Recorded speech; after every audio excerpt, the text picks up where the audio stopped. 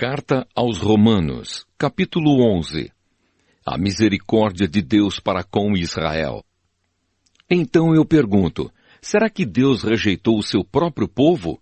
É claro que não. Eu mesmo sou israelita, descendente de Abraão e membro da tribo de Benjamim. Deus não rejeitou o seu povo que ele havia escolhido desde o princípio. Vocês sabem muito bem o que as Escrituras Sagradas dizem naquele trecho em que Elias acusa o povo de Israel diante de Deus. Elias diz assim, Senhor, eles mataram os teus profetas e destruíram os teus altares. Eu sou o único que sobrou e eles estão querendo me matar. O que foi que Deus disse a ele? Ele disse, eu guardei para mim 7.000 homens que não adoravam o Deus Baal.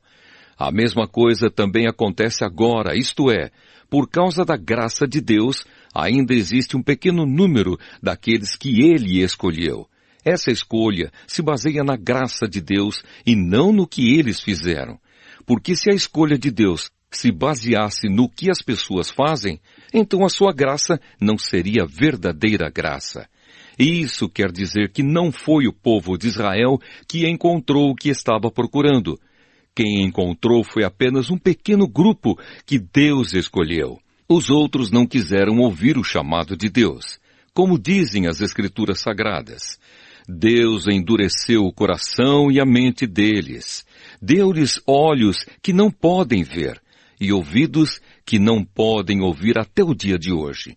E Davi disse, que nas suas festas eles sejam apanhados e enganados, que eles caiam e sejam castigados. Ó Deus, faze com que eles fiquem cegos e que fiquem sempre curvados debaixo do peso das suas dificuldades. Agora eu pergunto, quando os judeus tropeçaram, será que eles caíram para nunca mais se levantarem? É claro que não. Mas porque eles pecaram, a salvação veio para os não-judeus, para fazer com que os judeus ficassem com ciúmes deles. O pecado dos judeus trouxe grandes bênçãos para o mundo, e a sua pobreza espiritual trouxe ricas bênçãos para os não-judeus. Então, quando se completar o número de judeus que voltarão para Deus, as bênçãos serão muito maiores ainda. A salvação dos que não são judeus. Agora estou falando a vocês que não são judeus. Enquanto eu for o apóstolo dos não-judeus, teria orgulho do meu trabalho. Talvez eu possa fazer com que os que são da minha própria raça fiquem com ciúmes, e assim seja possível salvar alguns deles. Porque quando os judeus foram rejeitados, o resto do mundo se tornou amigo de Deus. O que acontecerá então quando eles forem aceitos? Os que estiverem mortos receberão a vida. Pois se o primeiro pão assado depois da colheita é dedicado a Deus, isso quer dizer que todos os outros pães também são dedicados a Ele. E se as raízes de uma árvore são oferecidas a Deus, os galhos também são dele.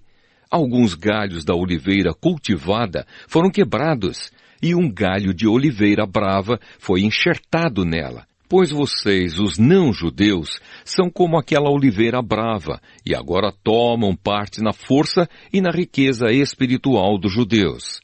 Portanto, vocês não devem desprezar os galhos que foram quebrados.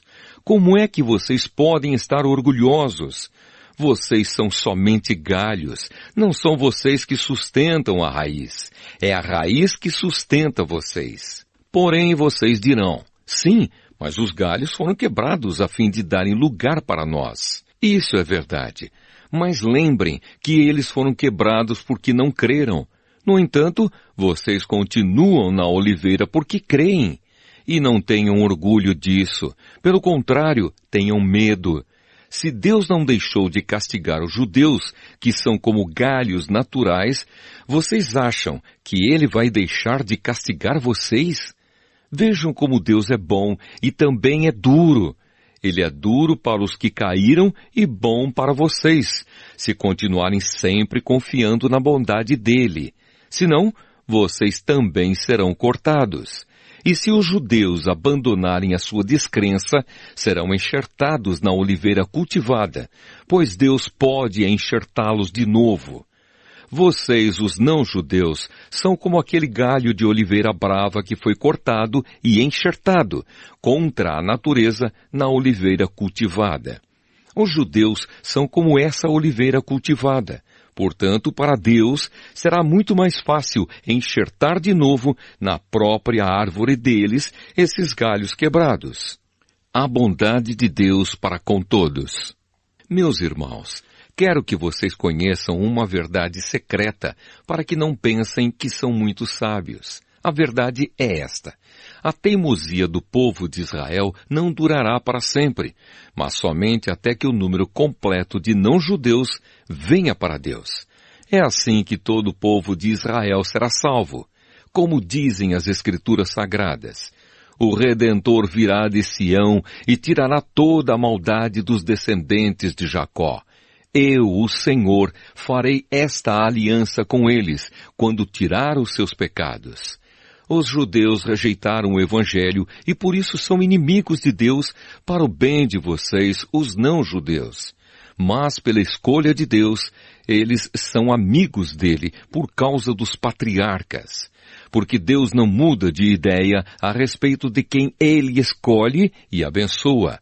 Mas no passado vocês, que não são judeus, desobedeceram a Deus. Porém agora vocês receberam a misericórdia de Deus por causa da desobediência dos judeus.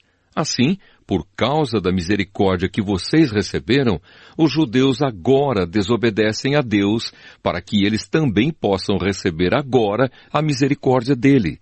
Pois Deus fez com que todos se tornassem prisioneiros da desobediência a fim de mostrar misericórdia a todos. Louvor a Deus. Como são grandes as riquezas de Deus! Como são profundos o seu conhecimento e a sua sabedoria! Quem pode explicar as suas decisões? Quem pode entender os seus planos? Como dizem as Escrituras Sagradas, quem pode conhecer a mente do Senhor? Quem é capaz de lhe dar conselhos? Quem já deu alguma coisa a Deus para receber dele algum pagamento? Pois todas as coisas foram criadas por ele e tudo existe por meio dele e para ele. Glória a Deus para sempre. Amém.